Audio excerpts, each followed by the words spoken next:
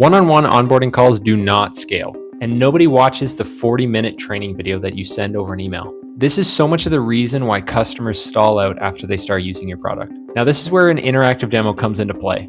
It's a clickable, self-guided walkthrough of your product, where customers learn by doing instead of watching. So onboarding and adoption can finally scale. Here's how. The first play. This flattens the learning curve. People learn software by using it, not just watching how it works. Build guided interactive demos for your core product's features, so a new user can see exactly where to find that new feature and how to use it. This is way better than a video or some long email or a help center doc that just says where to find it rather than showing them. Now, the second play is driving adoption by different segments. Don't send everyone the same thing. For low adoption accounts, send a personalized use case demo that shows the value they're missing. For steady users, best practice demos. And for power users, demos of premium features that expand their account usage. And keep each demo bite-sized. We analyzed over 200,000 demos made on the Supademo platform, and the thing that separated the best demos from those that barely got watched were the difference of making a demo that is between 6 to 10 steps and one that's like 18 plus steps that nobody actually wants to watch.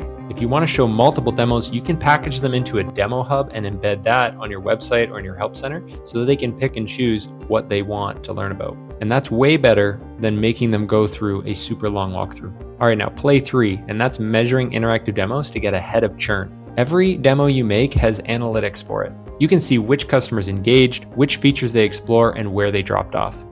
That's an early warning system. A paid account that never opened your onboarding demo is a renewal risk. And now you know to reach out to that person before it becomes a problem. So when you use demos in this way, they're not just something to teach people how to use it, they actually become a key instrument in understanding the health and activation of your users. Faster time to value, fewer support tickets, and a real signal for proactive outreach. That's interactive demos for customer success.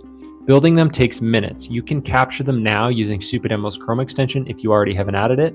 And after you record the demo, you don't have to edit it step by step. You can actually use Supademo's MCP connector in Claude or ChatGPT, and you can use natural language to explain the changes that you want to make or the purpose of that demo. And if you're not sure where to start with that, check the link in the description because I'll give you a prompt that you can apply to your demo so that it pulls all of the patterns and best practices we got from our analysis of over 200,000 demos and apply it to your own. So it'll polish it without you having to figure out how to do it all yourself. So you can start building your first demos for free at supademo.com. And if you want more interactive demo best practices, subscribe and watch the next video on your screen.